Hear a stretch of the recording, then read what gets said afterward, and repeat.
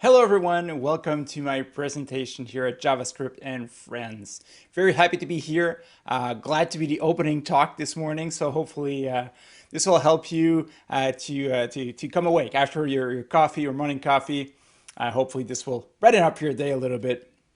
So today we'll talk about some of the browser APIs that you may not know that actually exist. There's a lot of different things that have been implemented in the browser over the last few years, and this is what we're going to cover today. We're going to talk about some of those browser APIs. Some of those you might already know, some of them you might not know already.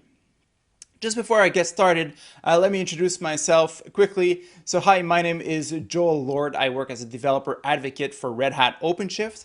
I am based in Ottawa, Canada. And if you ever want to get in touch with me, I absolutely love Twitter. So Twitter is always the best way to get in touch with me.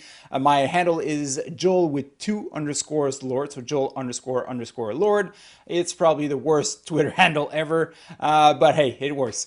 So this is how you can reach me. And the Twitter handle is right there at the bottom during the whole conference. Feel free to tweet, make some noise, make sure that people know that JavaScript and Friends is up and running, that it's going on, and that a lot of people are here. So you can use the hashtag JSFriendsConf and feel free to tag me along there. Whenever I get Twitter notification, I get really, really excited. So that'll definitely brighten up my day. So feel free to send me messages. And if you have questions after the session, I will definitely be there to answer any of those questions. And I will be tweeting the link for my slides at the end of this presentation. So this presentation is, I'm not sure how this is gonna go. This is typically a presentation that I do live in front of a live audience. Obviously, I don't have a live audience right now, and as you might know already, this presentation is pre-recorded. But I will try to be online to make sure that the live demos are actually working at the same time as this is being played. So we'll see how that turns out. But the first thing that you'll want to do to get a quick peek at what is going on is to open up a browser. Most of my demos work well on, I've tested them on Android, iOS. Some of them don't work perfectly. Unfortunately, I don't have an iOS device with me to test it out. But Android works most of them. Some of them will work on a desktop browser. I haven't tested out very thoroughly there as well. But still, most of the demos should still work on all the platforms. So feel free to go to easyurl.to/browser-what. And this is the application that you will have, and you will see some of the live demos coming in. I actually have it open right here, so this is what you should see. So an application that just says waiting for now. So, well, I can't wait to see how this is going to turn out. I'll be monitoring the chat rooms, so feel free to in the Slack. So feel free to ask me questions and let me know how that goes as the session is actually getting played. So without further ado, let's go and dig into our subject. We will talk about some of the browser APIs, some of the different things that you might not know that you can actually do very easily with JavaScript. So the first thing I wanted to talk about today is WebSockets. WebSockets is, well, technically, WebSockets are not a browser API, but I did want to touch on that for a very good reason. That demo, that application that you have running on your phone right now is actually using WebSockets. So this is how I'll be able to push the demos to your phone instead of you having to refresh your page all the time. WebSockets have been around for quite a while now. I did a presentation almost 5 years ago now on WebSockets, and still they are not very widely used yet, which I think is kind of surprising. It's amazing to be able to do some things in real time. So a WebSocket is a full duplex channel between the client's browser and your server. So it lets you communicate in both directions, so you can instantly push some notifications and do some things on the web page on behalf of the user. An example of that, if you've played with Trello, an application that probably most of you are familiar with, if you move a card somewhere, or if you do anything on the UI, And if you have another user actually looking at the page at the same time, they will see that document being updated in real time. So this is what you can do with WebSockets. So you can really do some things in real time. So WebSockets, not technically a browser API, as I've already mentioned, but it allows for full duplex communication, and they are very, very easy to set up when you're using Socket.io. Especially if you have a Node.js server, it's very easy to implement. There are alternatives to WebSockets in PHP, as well as probably any major language now. But the easiest way that I've found is Node.js with Socket.io.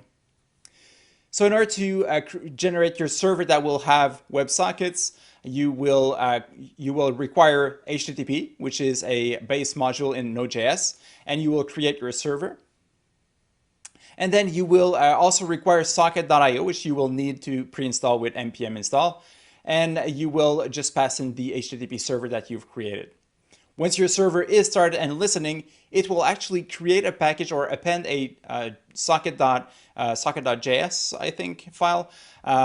We'll see it in the next slide, so that your client can actually go to that address, /socket.io/socketio.js, and now he will have access to the full library to connect to your WebSockets.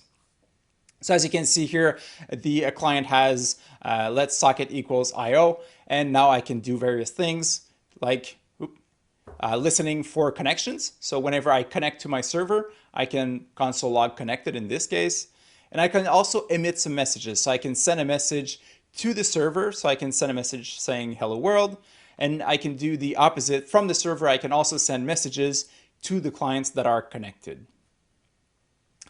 On a client, I can listen for messages. So as soon as the server sends me a message, I can, in this case, just alert the message. All right, so get your browsers out right now.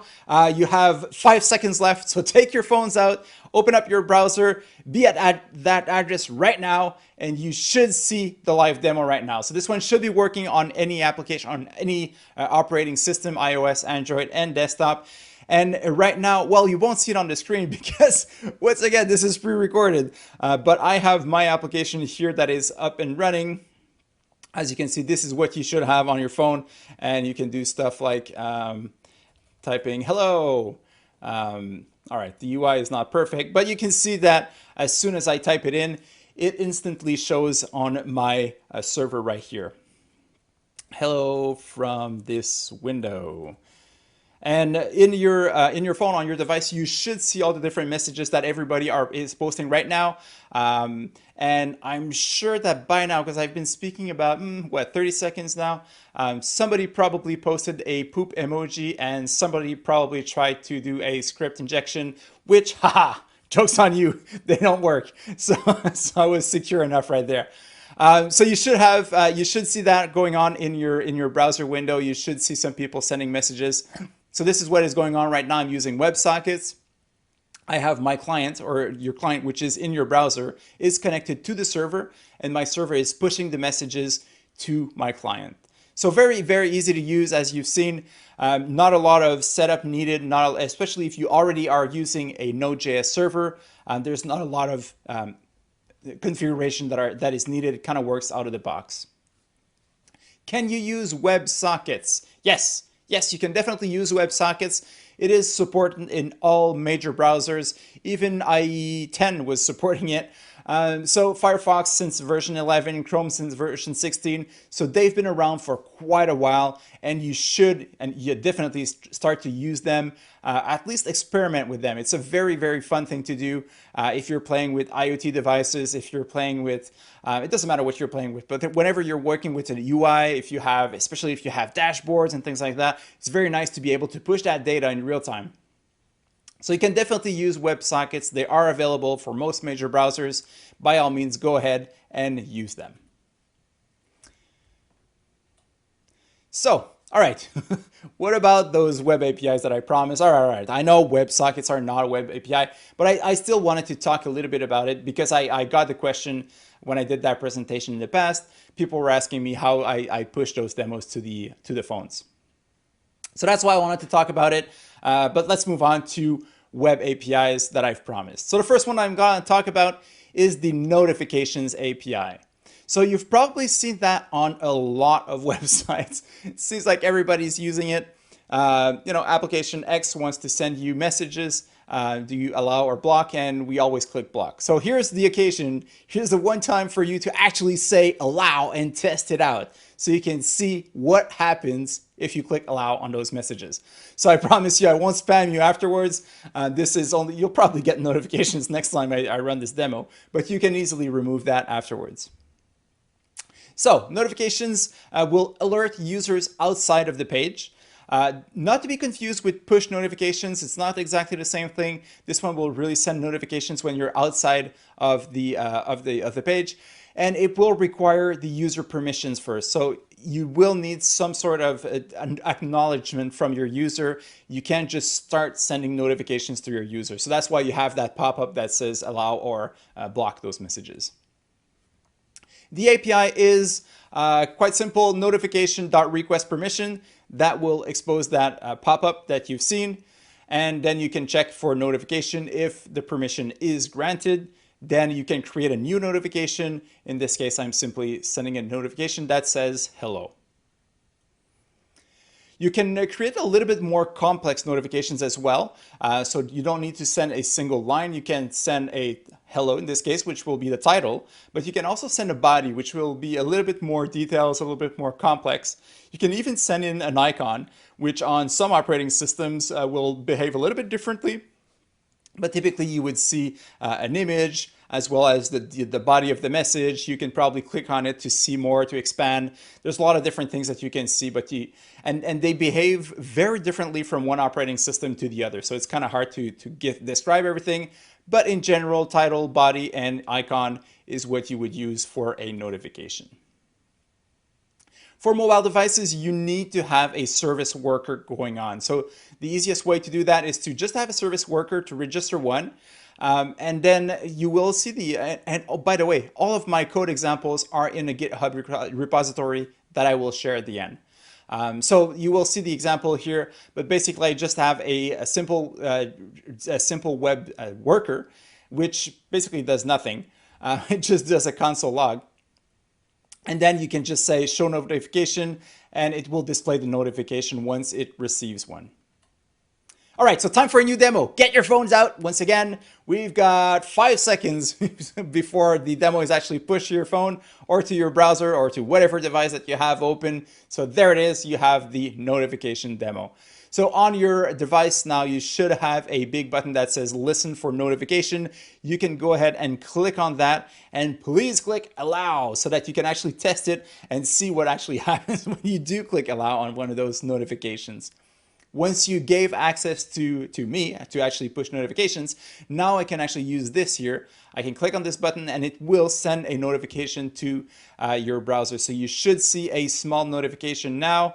Once again, I'll send a few ones just to try to see if it actually works.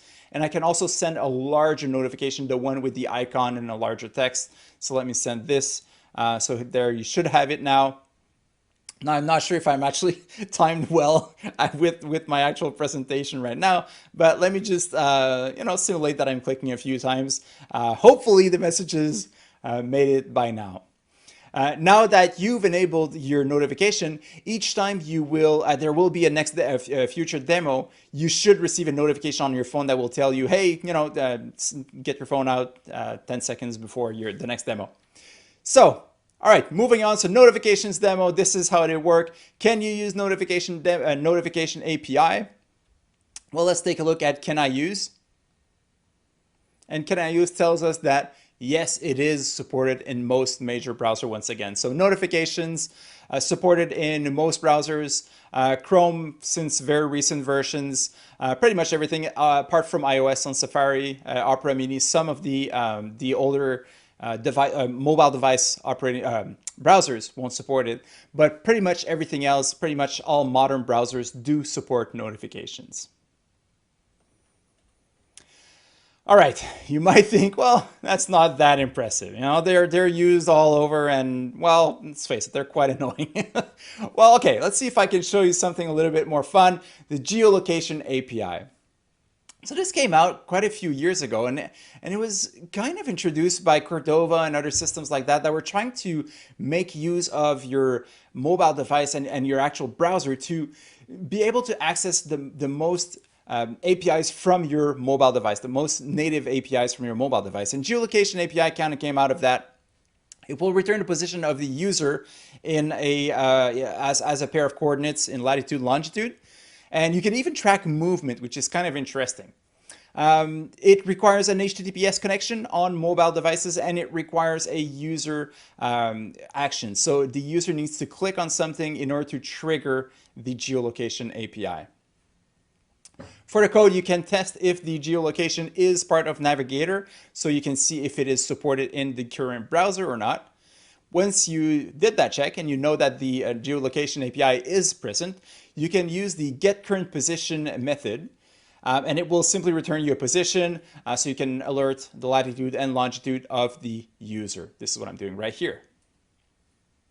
You can also track movements. You can use a watch ID, and then you will say watch position, and you will give it a callback. So something to do when the user moves, and then when you're done tracking the user, you can clear that watch and simply clear it so that it doesn't track the user anymore. All right, so time for our demo. Quick, get your phones out, get your browser out, and point your browser to EasyRL2/browser what. Let's take a look at what we have here. So you should have, so here I have the browser wants to know my location, so I can click allow. And actually, this one won't work because I'm using my my desktop computer. Obviously, the geolocation API uses the GPS on your mobile device, the native API. So right here, I'm getting the presentation is given at 00. But if you are using it on on your mobile device, you should be able to see where you are right now. So you should be able to see the coordinates of where you are. So I'll leave you a few seconds to explore that, to play with this API, and we'll come back right now.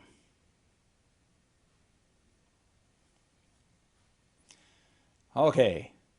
I mean, there's not that much you can do with that demo, so that should be good. Let's move on to the next API. Oh, just before that, let's see, can you actually use that? Well, yes, it's been supported for quite a while now, so you can actually use that on most mobile devices.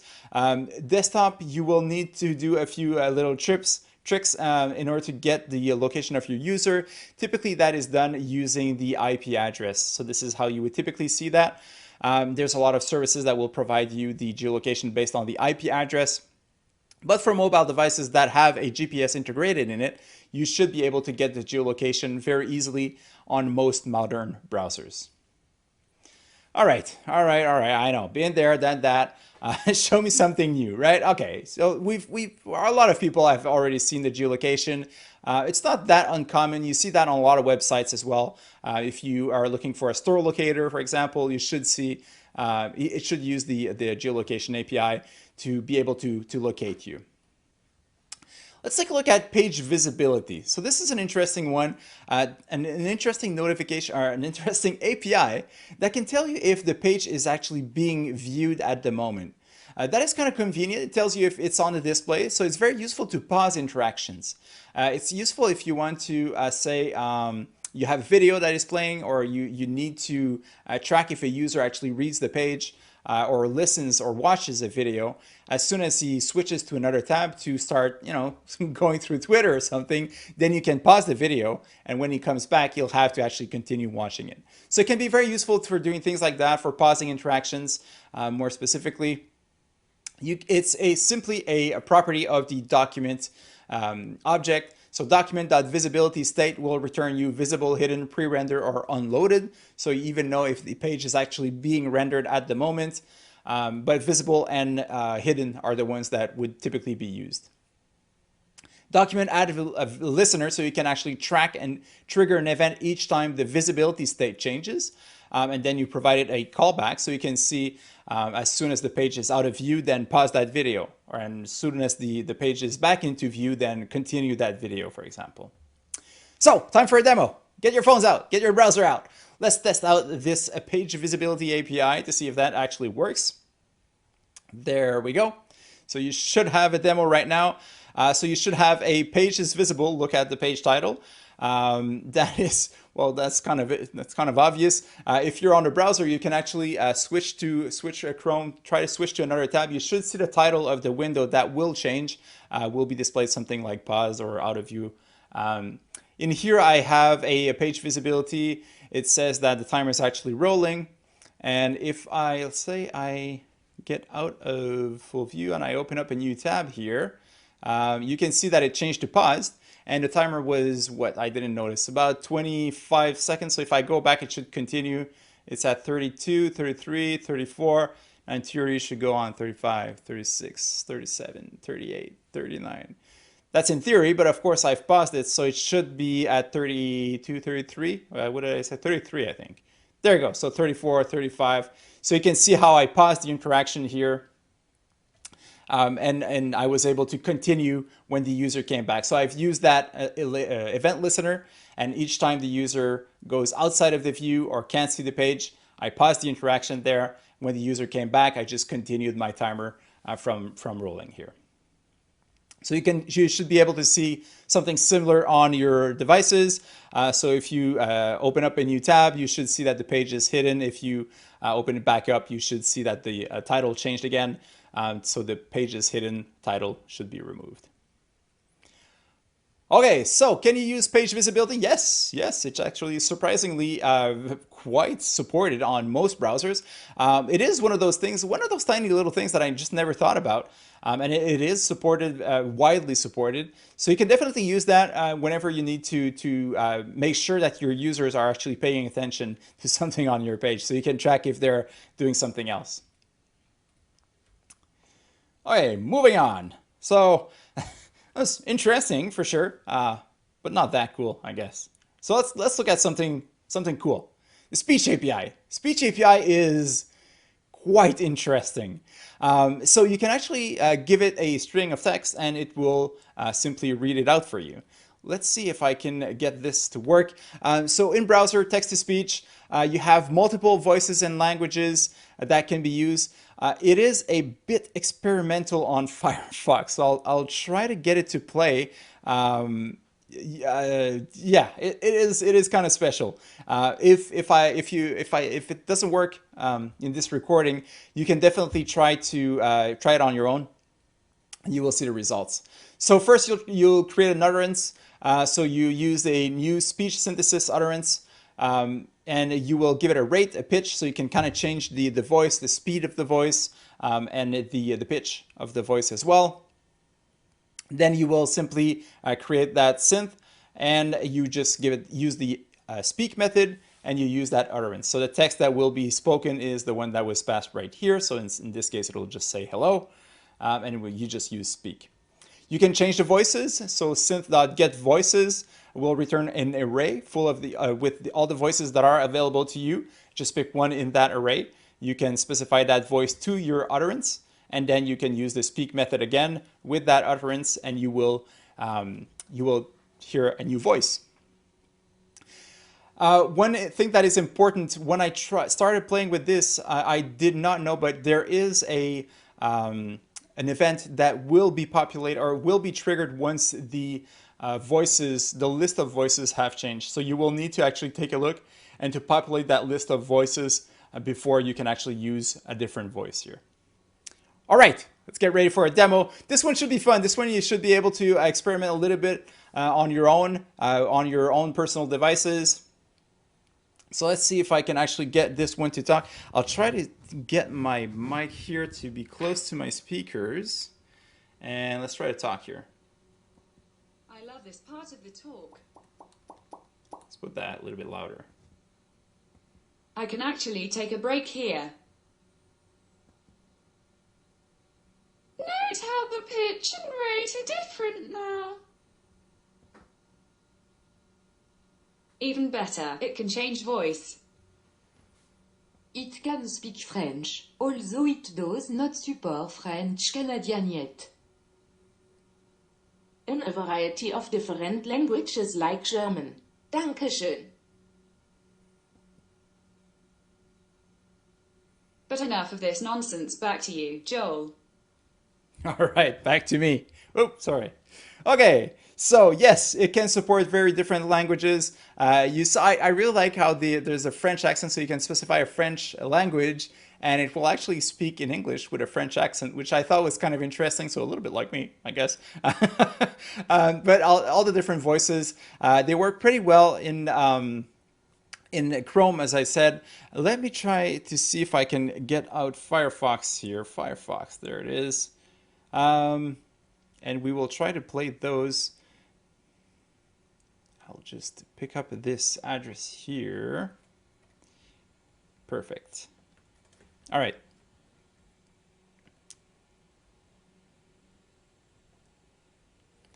So I'll just bring my speaker again. And I think they did some work on it, and it might be a little bit better than last time I heard it.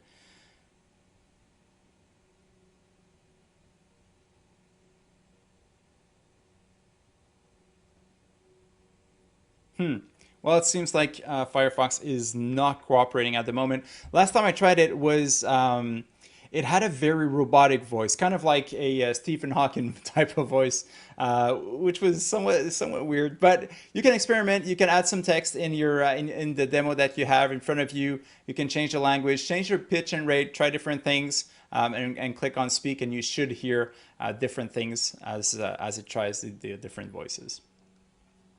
Good. Should I wait a few more seconds here so that you can actually play with those voices? Let's see. About halfway during my talk. So it's probably time for me to actually go ahead and switch to the next demo. So before we switch, can you use speech synthesis? Well, yes, you can in most browsers. Internet Explorer did not support the speech API. Firefox, as I mentioned, somewhat experimental, but it works. It definitely works. Just the voices are not as polished as Chrome. Chrome has a very good support for it. Safari works, and pretty much all the browsers as well. Okay, that's fun. So will I show anything practical in this talk? Maybe you shouldn't count on it, but it will be fun, that's for sure. But here's an interesting and practical one: online and offline status. That's something that is very interesting that you can use. We're talking more and more about web workers and how you can make your applications work online as well as offline.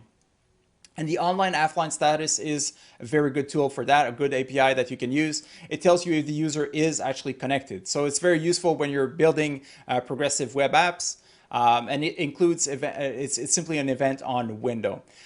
Get your mobile device close by and go to easyurl.to/browserwhat. And when you have that demo, you'll be able to go into airplane mode, and you will see that it detects that you are now offline, and you'll be able to reconnect afterwards. Don't do that right now with your desktop, because then, well, you'll lose the rest of this amazing presentation. You'll have to log back into the platform. But let's move on. This is how you actually use it, so you can test if the support is there. So navigator.online. Kind of a weird syntax there. Note the capital L, so online with a capital L. I never wrote online like that, but hey, that's the API. So you can see if the user is online or offline. Online, so when the user comes online, you can actually have an event that you can use. And there's an on-offline as well that you can use. So when the user goes offline, you can actually trigger an action. You can do something. This is what will happen in your browser here. So get your phones out, get your devices out, and test out this online-offline API. 2, 1, there you go. All right, so right now you should have on your devices a big round green circle. Round circle, of course, yeah. a green circle that says online. If you put your device in airplane mode, you should see the circle go red, saying that you're offline. And as soon as you will reconnect to the internet, it should go back to online automatically. So even if you're offline, it will actually, the window.online event will still work. So the page is still loaded and is still tracking for that. So it will still trigger that event. So can you use online offline? Yes, you can. You can use it in most major browsers. Once again, very widely supported, and definitely you can use that, especially if there's something that you need, if you have to an application that tracks, or as I mentioned earlier, if you have an application that is a dashboard and is tracking data in real time, it's kind of interesting to be able to tell the users, hey, right now seems like you're offline. Your data is not actually being updated in real time right now. So it can be very useful for use cases like that. All right, good. So that was helpful. That was somewhat useful, right? Do I have anything else? Well, yeah, sure. I'm pretty sure I can find something else. Device orientation. That's a fun one as well. So you can actually use the sensors in your device to know the orientation of your device. It provides the device orientation. It will give you coordinates on the 3-axis, so alpha, beta, and gamma. With a little bit of math, you can figure stuff out, like is the phone in landscape or portrait. There's a few things that you can do with that, but it does require a bit of math. So there's an event on device orientation. You can check it out, and it will return you those 3 coordinates, and you can do whatever you want with those coordinates. On device motion, you can also do kind of the same thing, and you can detect the acceleration, so the movement on your device. So it'll tell you the speed of the various axis on the various axis. So it kind of tells you if the user is moving or not. And there's a few things that you can get from that API as well. So get your mobile devices out now. You actually will need a mobile device. I'll show you how to use it on a desktop browser with Chrome, with the Chrome debugger. So as you can see right here, I have this image. If I open up my developer tools, I can go here in sensors, and I will have orientation. I can turn this one to custom, and you can see here that at 0, 0, 0, I have my phone pointing like this. If I start moving my device and I can simulate those sensors, I can simulate those changes in the sensors. You see that I'm using a simple transformation, CSS transformation, to change the way that this image is displayed, so the image of the bananas. So I can bring it back kind of similar to how it was. Yeah. Anyway, so you can play around with that. If you have it on your mobile device, you should have a little ball, and you can slowly move it just to bring the ball, and it should stay within that square. So you can kind of play with it. And the more you move your device, the faster the ball will go. So there's a lot of different things that you can do with that. There's a lot of different things that you can deduct out of the movements and the angle of the mobile device. Of course, this API is for only for mobile device. So you need to have those sensors, the accelerometer. I can never pronounce that word. Accelerometer. You need to have those in your device. So obviously on a laptop that won't work, but you can always use the sensors tab from your debugger in Chrome. And there's a lot of things that you can do, and I forgot to show it earlier, but with the geolocation API, for example, I could have used this one to override and to simulate that I actually have a geolocation or a GPS in my device here. Good, moving on. So can I use the device orientation? Yes, widely supported. Once again, was not supported in IE 11. So if you need anything with Internet Explorer, might not work, but everything else starting at Edge, as well as Firefox, Chrome, and most major browsers will all support this. I had issues with iOS. For some reason, I did not get it to work on a device that I borrowed, but it seems like it's supported, so it shouldn't be an issue in theory. I just had issues getting it to program. So if you look at my code samples at the end, it might not work on iOS. All right, so that's interesting.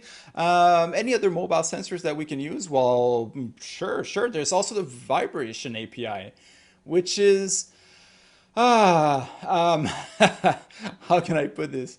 Probably the most interesting one, and the one that you should never, ever use. Why would you want to do that to your users? That's just annoying. So the vibration API, very, very annoying. Don't abuse that. Please don't. Actually, you should probably just never use it. But it's an interesting one, so you can test if the navigator will support it. Of course, you will need a mobile device once again, so easy URL to/browser-what so that you can actually see it in action in just a few seconds. But you can detect if the vibrate is part of navigator. If so, you can just use vibrate, give it a number of milliseconds, and it will vibrate for 1000 milliseconds in this case. If you want to stop the vibrations, vibrate 0 will stop it. You can also pass it an array, and that's quite interesting because you can pass a number of milliseconds for a vibration, the number of milliseconds for a pause, number of milliseconds for a vibration. So you can create some fun stuff here. So if you get your mobile devices out, you should see some interesting things in action here. So get your mobile devices out. You've got 5 seconds left. Easy URL to/browser-what. Take it out, and you should this is fun. So you should have a start and a stop button. When you click on start, it should play one of the few random songs that you can do with a vibration. So by using those vibrations and pauses, you should have the Super Mario theme song, the Darth Vader, the Imperial March, and SOS, and there's a James Bond theme. So there's a few there. So if you try start a few times, you should get some random results. So I'll let you a few seconds just to explore that one. Kind of works very well, very easily with Android. Support for iOS is not working as well as it does on Android. Once again, I had issues there, but it should be supported. So I'll let you another 5 seconds to explore that, just to try it out one last time. All right. Okay, that's it. Fun's over. Moving on. So can you use the Vibrate API? Well, you can. You shouldn't. You definitely shouldn't. But you can. Yes, of course. So it is supported in modern browsers. So Edge, Firefox, and Chrome. There is no support for it in Safari, Opera. iOS Safari doesn't work. The Android browser works, but yeah. So support is not great. The actual API, I still find that you probably shouldn't use it that much. But you see it sometimes, like there's some of the ads that will come out and vibrate your phone, which is like the worst thing ever. Anyways, you can use it if you want, by all means. I won't judge you if you want to use it. All right. You've probably seen that already. So let's see if something else cool, something else a little bit more useful. There's the Clipboard API, which is quite interesting and very, very useful for many scenarios. If you have some documentation, for example, and you'll see that often in a lot of documentations, there's a copy icon, so you can simply copy the text into your clipboard so the user can just paste it in. So very useful, makes it easier for your users to interact with your pages. So useful if you want to share snippets of code. Paste does not work with all browsers, and there's a very good reason for that. It's for security reasons. Imagine if you copied your password. If the paste would work in the browser, you could actually get everything that is in the clipboard of the user. So there's a lot of sensitive information that you could extract from that. So it does not work with all browsers. Some of them will require permission. So the API here is still in the works. It can do text and binary objects or binary objects. So it can do very different things. And it has to be a user triggered event. So the user has to intentionally click on something. You can't just copy something into the clipboard of someone or just read from the clipboard. You actually need a user triggered event here. So this is the proposed API navigator.clipboard.writeText to write something into the clipboard. So this is a copy. Oops. And the paste text. So to read from the clipboard, very similar navigator clipboard read text, then you will get the data. So it's a promise-based API. And you should be able to read the text. Once again, not all browser will support the read part. All right, time for a demo. So this demo will simply give you some text. You'll be able to copy and paste into this text area. So let's get started with this. So you should see a small snippet. You can copy some text there. You can remove the text that is there and then click on paste again, which should ask you for permission, and then you'll see the whole text. So you can play with that. Kind of useful for things like navigation and so on. So Actually, I have it here, so I can write something, hello, copy this text, I can flush this, and then I can paste it back. So you can read and write from your clipboard easily. Even if I went to another application here, copied something else, I'll copy this into my clipboard. Let's flush this and paste. So you can see that I've pasted from another application into this application as well. So can you use the Clipboard API? As I mentioned, this one is a little bit tricky. So you'll see that there's a lot of yellow here. It is supported, but there's partial support on most browsers. So a lot of different things with if something needs to be focused, and there's a lot of different conditions. So the API is still kind of being developed, kind of still in the works, but it's definitely getting there. The copy part definitely works and most likely won't change. It's the paste part that is a little bit trickier for security reasons. Good. So hopefully that one was a little bit more useful. Let's look at another one, another interesting one, Get User Media. So this is an API that you can use for to get access to the microphone and to the webcam of the laptops or the mobile device. So it provides you with a stream, and you will need a canvas to be able to manipulate that video image. So navigator.media devices get user media. You can specify if you want the video as well as the audio. Once you have it, it provides you with a media stream. And then on loaded metadata, you can play a video. So you can put that in a canvas and just play that video. You can get user media with audio true just to get the audio, and it works in a similar way. To copy the canvas, it's a little bit more complicated, so you'll need to play with canvas, but you can extract the images basically from the stream and then just put them or draw them on the canvas. The full example is there in my GitHub repository, so if you want to take a look, you'll probably want to do that. And I do this here every 33 milliseconds. So that's, I don't know how many frames per second, 30 frames per second. All right, so time for a demo. Get your phones out. You have 5 seconds left, so easy URL to browser what. You should have a demo here that will work, definitely on Android. It will ask you for permissions. Once you allow those permissions, you should be able to see an image, and from that image, you will be able to put some filters on it. I have a demo right here that usually works live, but I'm actually recording, so I'm using my camera already. So because of that, I can't use my camera on 2 different software at once. So you don't see the image right here, but you should have it in your browser right now. It'll ask you, or you'll have buttons for the different filters. So you can do a black and white filter and invert to invert the colors, as well as a randomize, which just kind of changes the colors of the pixels in the image. So all of that is done through canvas manipulation. So basically, I take the image from the stream. I just do a math operation on the pixel on each one of the pixels. So I'll remove the color just to do a black and white. Just keep the shades of gray, or I'll invert the colors. So I'll just invert the values for the red and green.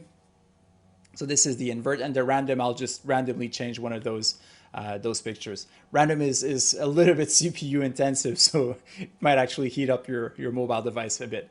But apart from that, it should be working. You should be able to see that image and change and use the different filters. If you don't see the filters, just scroll down. I think the ratio is not perfect here. So I didn't spend a lot of time on my UI, but at least the demos are working. All right, so can you get user media? Yep, it's widely supported. Most major browsers, even older browsers. It's been around for quite a while, so it's relatively easy to get access to the user media, but there's a little bit of work that is involved in trying to convert that and put that into a canvas or to extract that audio and so on. Wow, pretty cool, right? This is the All right, so we got something fun here and somewhat useful. Let's try another one, the Web Audio API. So here's another API that is not well known. So you can do a lot of different things with the Web Audio API. You can manipulate sounds. You can, well, actually, let's take a look at this. So it'll take an audio stream and lets you manipulate it, and you can modulate the sounds with oscillators. Now, I'll tell you this, I am not a musician. I have no clue what I'm doing when I'm trying to play with that. If you are into electronic music, you'll probably know exactly what this does. So you can create an audio context, you will specify an oscillator, you will specify a gain, and then you connect everything together using the connect method. And then you can specify things like the frequency, the gain, which is kind of the volume, basically. So it specifies the wave and how closely they are, I believe, the frequency, and then the gain is how high, so the amplitude of your wave. And by using those, you can play sounds. All right, time for a demo. This is an interesting one. I'll try once again to get this to work and to play the sounds for you. Let's see if this will work. All right, so in here I have all the different notes that are available. And on your own mobile device at home, if you just scroll your finger around the screen, you should hear different sounds. So it's kind of a little bit like a theremin, but you need to put your fingers on it. In here I have the different wavelengths. Ooh, that's loud.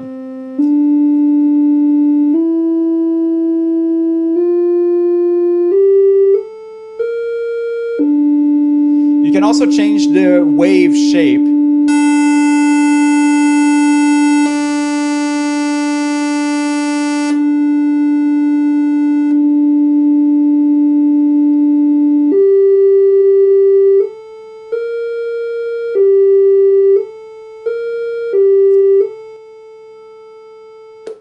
Wow, that is so annoying. And you have no idea how this gets annoying in a live presentation when everybody's playing with their devices as well. So can you use the audio? Yes, you can use that. It doesn't work in IE, but works on most other modern browsers. So yeah, so you can manipulate, make a lot of sounds. You can make a lot of interesting things here. But I kind of like the theremin effect that you can do on your mobile device there. All right, here's another one, interesting one, the Gamepad API. So this one, how will I demo that?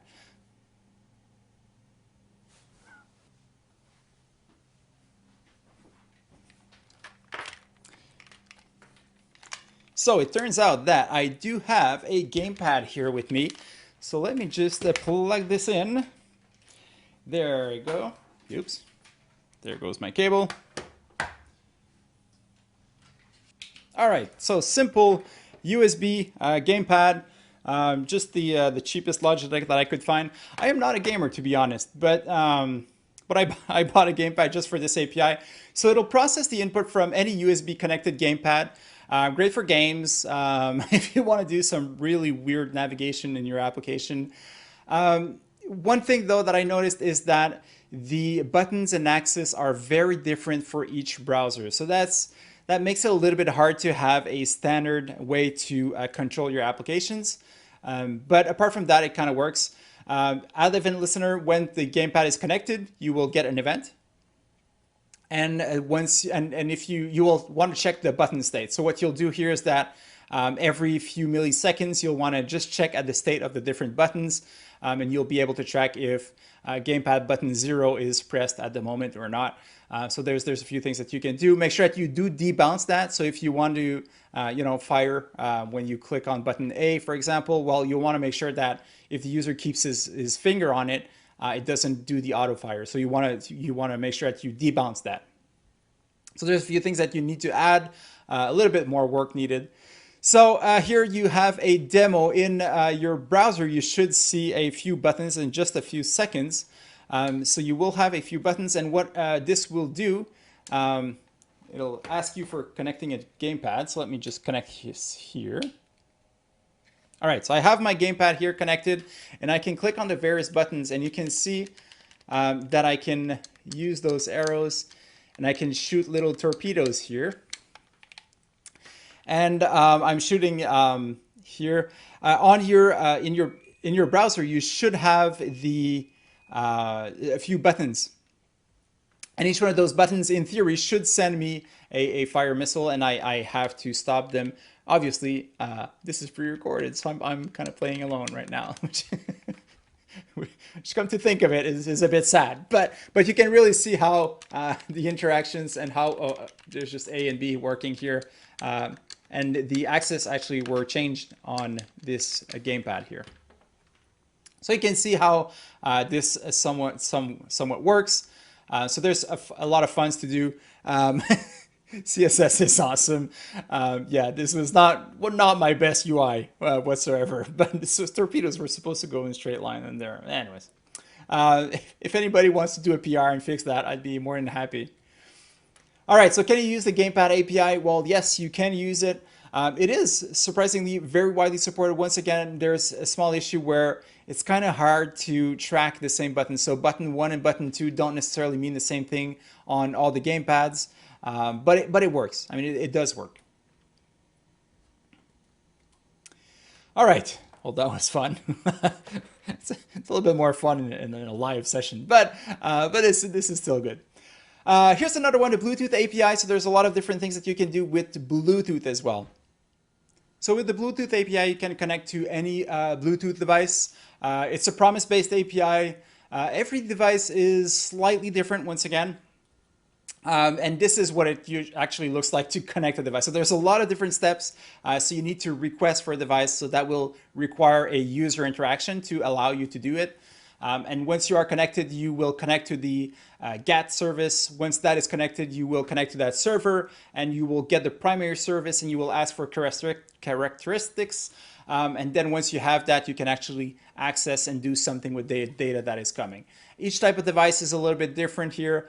So you actually need to read the documentation or experiment a little bit. And at each one of those steps, try to see what are the different characteristics that are available, what are the properties that are available to you, and so on. Connecting to a heart rate monitor looks a little bit like this. There's a lot of code that is involved, but you will get your primary service, which is a heart rate monitor. This one is standardized. Get the characteristic heart rate measurement, and then you can actually add an event listener, and each time the value changes, you can bind a value to it. So time for another demo. Let's give it 5 more seconds. 4, 3, 2, 1, and let's take a look at what this does. And in here, you should see a small little heart. And you should see my heart rate. This is actually my heart rate, which is being pushed to you right now. So this is what you should be seeing on your mobile device. So you have those lines. You can see how in shape I am, or I don't know how in what shape I'll be tomorrow. If I try to move a little bit, well, you know, it's not live, so so we don't know what this is going to give. But you can kind of see right now the value that I'm getting from my heart rate monitor. All right, so can you use the Bluetooth API? Yes, pretty much. It's supported in Chrome, Edge, not in Firefox, unfortunately, not in Safari. So it is somewhat experimental. You need to play with it. It's usually not very documented how Bluetooth devices are working, so you kind of need to experiment a lot to find the right characteristics and so on. But once you have it working, it's kind of a neat feature to play with. All right, that was pretty cool. So there's a lot of browser APIs. I've talked about quite a few today. There's also a lot that were deprecated, some that I wanted to include when I started writing this talk. Battery API, for example, which gives you the battery level of your application. Unfortunately, was deprecated for security issues. There was something about people being able to track people based on the battery API. I have no clue how they do that. Different things like changing the context menu. So when you right click on a page to change the context that is there, but that was deprecated as well. There's also a lot of new APIs that are coming out every day. Some of them are very experimental. The ambient light is a very experimental API that is somewhat works on some devices, but it shows you the amount of light based on the light sensor that you have on your device. So in summary, a lot of APIs available. Ultimately, the goal, I believe, is to get fully native applications simply by using the browser. So getting access to all the sensors in your mobile device inside the browser. So explore, have fun, try them out, explore those APIs. When you see something, just create something just for fun to see if it actually works. and it's a lot of fun. With a few resources that I'll leave you with, MDN, which is great for documentation. So Mozilla Developer Network, they have very extensive documentation for each one of those APIs. CanIUse.com will tell you if it's available on a specific device or not. And with this, thank you very much for being there, and I'm leaving. So, thank you very much. Easy URL 2/browser-API, not browser what. Browser API will give you a link to my Git repo, the slides, which is actually a React application that you can run on your own, as well as a few more resources. I will be around all day long. I will be monitoring the Slack channel, so feel free to ping me if you have any questions. And if you have any questions afterwards, Joel__Lord on Twitter is always the best way to find me. Thank you.